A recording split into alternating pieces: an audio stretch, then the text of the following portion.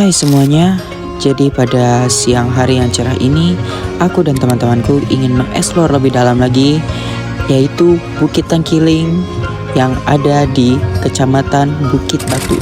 Kami ingin menggali dan mengulik lebih dalam lagi misteri dan legenda yang ada di Batu Banama Tangkiling.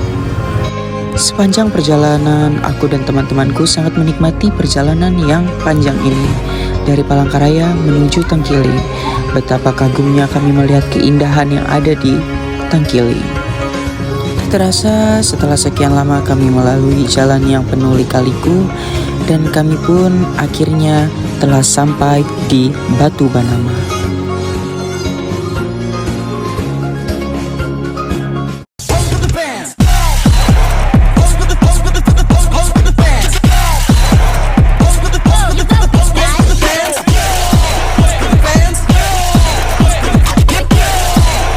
Halo teman-teman, jadi kami lagi berada di Batu Banama Bukit Tangkiling. Jadi berdirinya kami hari ini, kami ingin melanjutkan tugas dari tugas antropologi untuk membuat video podcast. Dan kami akan membahas cerita lebih lanjut lagi yang ada di daerah Bukit Tangkiling tersebut. Ayo teman ikut. Ya,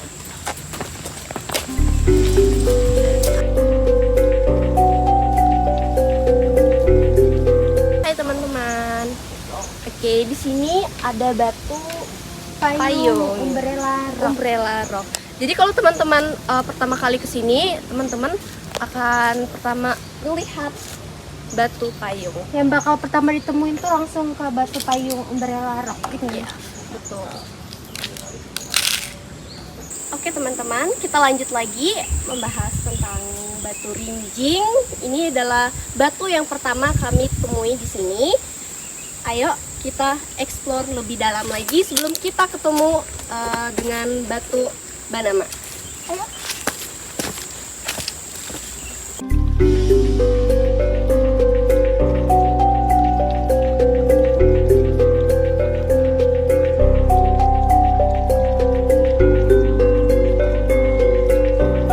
Oke teman-teman, kita sekarang sudah berada di Batu Rinjing. Sekarang saya akan bertanya ke teman saya Rasha, apa sih itu Batu Rinjing? Oke teman-teman, jadi kali ini kita akan memperkenalkan dan memperlihatkan Batu Rinjing. Jadi yang seperti kita tahu, kita sebagai warga Kalimantan Tengah, kenapa nama ini diberi nama Batu Rinjing? Rinjing itu adalah dalam bahasa Dayak dan yang berarti wajan. Jadi kenapa diberi nama Batu Rinjing? Kemungkinan menurut warga sekitar, batu tersebut memiliki bentuk yang merupai rinjing. Jadi yang saya tahu cukup segitu sih, Ci. Oke.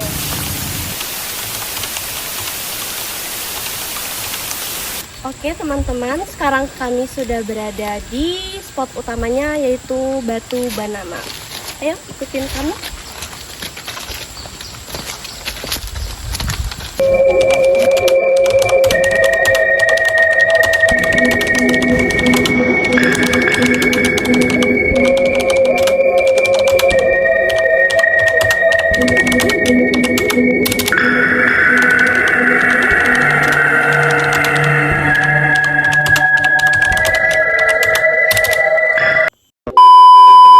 Halo teman-teman. Oke, di sini kami akan mulai podcast kami. Pertama-tama, perkenalkan nama saya Cici sebagai hostnya dan teman saya. Rasya Ricardo, saya sebagai narasumber dan saya warga asli Tangkiling. Di sini kami akan membahas lebih dalam tentang Bukit Banama yang ada di Tangkiling. Dari sejarahnya, Legenda mungkin. ya legenda dan pantangan-pantangan yang masyarakat sini apa namanya? Ya, mereka alami gitu. Dan Hal-hal seperti mistis. mitos-mitosnya juga. Ya, betul. Nah, Rasya, gimana rasanya selama tinggal di Tangkiling? Apakah ada pengalaman yang sangat menarik atau hal-hal mistis yang pernah Rasya rasain gitu? Untuk sejauh ini dan selama ini kayaknya aman-aman aja sih, Ci. Lebih ke nyaman untuk tinggal di Tangkiling itu karena suasananya yang damai. mungkin jauh dari kota dan suasananya masih asri dan menyatu dengan alam. Itu aja sih. Kalau misalkan kayak untuk cerita-cerita yang ada di suatu tempat ini tuh kayak dengar-dengar dari cerita warga-warga setempat doang. Oh, oke. Nah, aku nih penasaran gimana sih legenda awal mula dari Batu Manama ini. Mungkin Rasya sebagai warga asli dari Tangkiling mungkin tahu Sedikit cerita. banyak lah, Ya, Kak. oke. Bisa diceritakan? Oke, langsung saja kita masuk ke cerita ya teman-teman. Oke Ci, jadi ceritanya zaman dulu itu Pulau Kalimantan ini kan adalah suatu lautan dan daratannya itu sangat sedikit, yaitu terbagi di bagian tengah dan bagian timur gitu. Dan ceritanya ini menurut warga sekitar dan setempat ada di tepi Sungai Sebangau hiduplah seorang janda. Nah, jadi dia punya anaknya yang berumur 6 tahun itu. Dan si janda ini atau wanita ini tuh dikenal dengan nama Bawi Kuwu. Bawi Kuwu itu punya arti cantik dan awet muda gitu. Nah, sesampainya di rumah, dia ngeliat si ibunya sedang masak di dapur. Dan ibunya memasak nasi goreng gitu. Dan karena dia mencium aroma yang sangat sedap dari masakan ibunya itu, merengeklah dia memaksa ibunya untuk cepat-cepat memasak nasi goreng itu, Ci. Nah, karena ibunya tidak terlalu menghiraukan dia, tapi dia si anak ini terus-terusan menangis gitu. Dan akhirnya habislah rasa kesabaran ibunya nih, marah. Si ibunya ini pun marah. Karena dia marah itu, dipukullah anaknya nih menggunakan suduk. Suduk itu dalam bahasa Dayak yang punya arti ini kayak sendok buat masak Buat gitu. masak Ya, penggorengan itu. Nah, gitu. Dipukulnya lah ke kepala anaknya. Nah, terjadilah luka di kepala anaknya itu. Dan anaknya pun merasa kaget dan shock kan. Jadi kayak dia ngerasa kalau si ibunya ini udah gak sayang lagi sama dia. Jadi dia pergi dari rumah gitu. Nah, karena si ibu melihat anaknya ini kabur dari rumah, Ci. Si ibu pun mau mengejar si anak ini. Tapi si ibu ini kalah cepat. Karena kan anaknya cowok dan masih muda gitu. Ternyata si anak ini kaburlah dia nih ke kapal. Ke kapal yang sedang singgah di dermaga itu. Di dermaga sekitar tempat dia itu. Dan tanpa dia sadari ternyata si kapal itu tuh sudah selesai menurunkan muatannya di daerah tuh gitu. Jadi terbawalah dia ke Pulau Cina itu. Nah, jadi pada saat si kapten berkeliling di kapalnya, ternyata dia menemukan si anak ini tadi sedang bersembunyi di salah satu tempat yang ada di kapal itu. Dan ketemu dia sama si anak, dan anak itu pun dia menceritakan kenapa dia bisa di situ, dan dia menceritakan apa yang sudah terjadi dan apa yang dilakukan ibunya tadi sama dia gitu.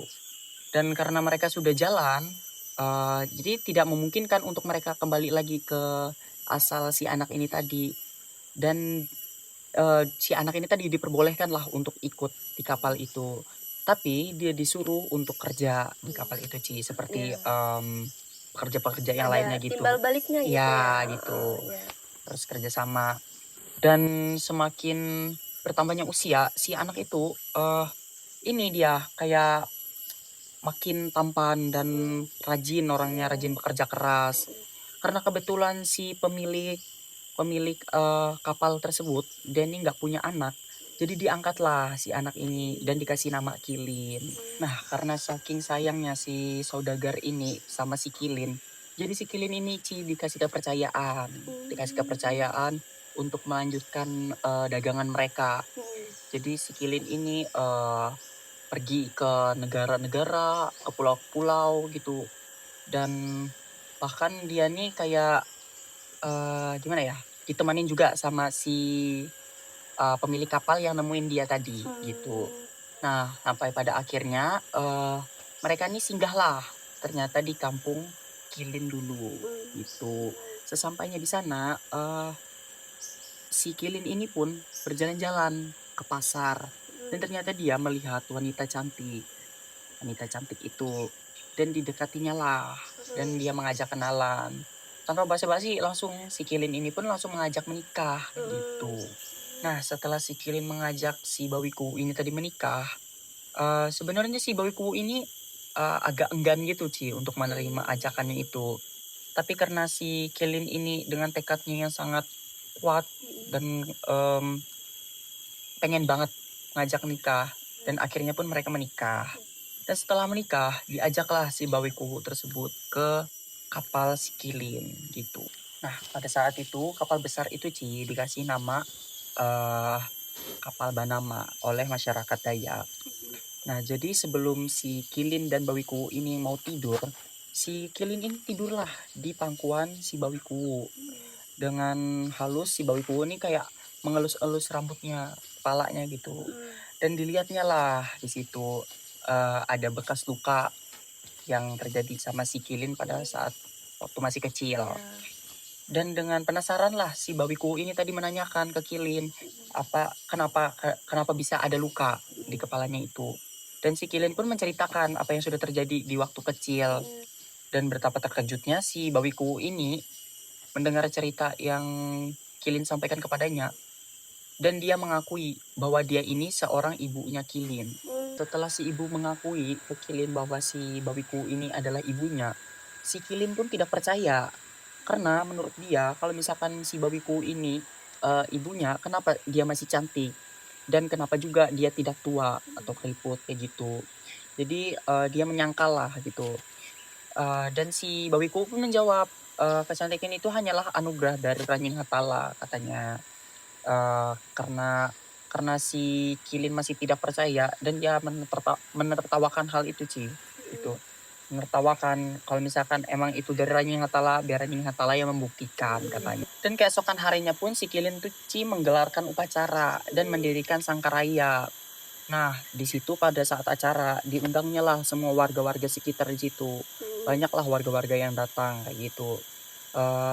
Pada saat acara itu berlangsung, tiba-tiba terjadilah gemuruh atau kayak tiba-tiba badai, angin puting beliung segala macam datang gitu. Karena si Kilin pun merasa takut, dia pun cepat-cepat lari ke kapalnya, kapal Banamanya itu. Nah, pada saat dia mau berangkat, ternyata si kapalnya pun berubah menjadi batu. Begitulah cerita kenapa batu ini dikasih nama Batu Banama gitu. Oh, jadi gitu ya ceritanya. Bisa disimpulkan anaknya ini tidak percaya akan Ranjing Hatala gitu kan. Gitu. Jadi dia dapat imbasnya gitu. Oke. Aku udah ngerti dan teman-teman mungkin sudah pada ngerti mungkin dari cerita yang sudah Rasya sampaikan tadi. Oke, kita akan lanjut lagi. Oke, tadi kan sudah diceritakan kan legenda asal-usul dari Bukit Batu Banama kan. Nah, aku penasaran nih Syah, asal nama dari Tangkiling. Oke. Asal nama Tangkiling. Ya, aku penasaran banget gitu. Jadi seperti yang kita tahu ya, Batu Banama ini berada di desa Tangkiling. Jadi kata Tang itu diambil pada saat itu ya Ci, pada saat itu masa dinasti Tang. Dan Kilin tersebut adalah ya nama yang sudah kita ceritakan tadi yang di dalam kapal tersebut. Jadilah digabung menjadi Tangkiling. Jadi itulah nama Tangkiling berasal.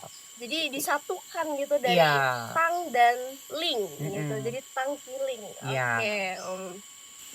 Kan udah dijelaskan kan tentang asal usul sih, asal nama dari Tangkiling. Nah, aku untuk pertanyaan terakhir nih, kan sepanjang perjalanan nih kan aku ada ngeliat ini kain kuning. Betul. Batu Banama ini juga dikelilingi oleh kain kuning. Untuk sandung-sandung di situ juga kenapa sih harus kain kuning dan apa makna dari kain kuning tersebut bagi masyarakat Dayak khususnya masyarakat Tangkiling? Oke. Nah, oke baik sih. Fungsi dan makna ya. Jadi kayak kalau misalkan kita di Kalimantan ini terutama untuk tempat-tempat yang keramat atau yang disakralkan itu pasti tidak pernah lepas dari kain kuning. Kenapa sih kok kain kuning gitu? Karena kain kuning menurut kepercayaan warga Kalimantan, kain kuning itu menyimbolkan kemakmuran, kekayaan, kesucian, dan untuk kesakralannya juga masuk sih kayak gitu. Oke. Terakhir nih ya, aku mau nanya. Jadi legenda Bukit Banama ini atau Batu Banama ini termasuk cerita rakyat ya? Iya Atau- betul Ci. Mm-mm. Karena cerita Batu Banama ini kurang lebih itu sama kayak cerita Sangkuriang. Cuman tokoh-tokohnya aja sih yang beda. Cuman secara cerita, nalar dan kebudayaannya doang yang beda gitu. Oke, sekarang sudah penghujung podcast ya teman-teman. Sebelum penutup, dari saya pribadi mengucapkan terima kasih buat Rasya Ya, terima kasih sudah juga Cici. mau jadi narasumber untuk tugas ini. Dan Sekian dan terima kasih. sudah nonton. Dan pesan untuk teman-teman semuanya, dimanapun kalian berada, harus tetap menghargai kebudayaan yang ada di daerah tersebut. Dan di mana bumi dipijak, di situ langit dijunjung. Terima kasih. Dadah. Dadah.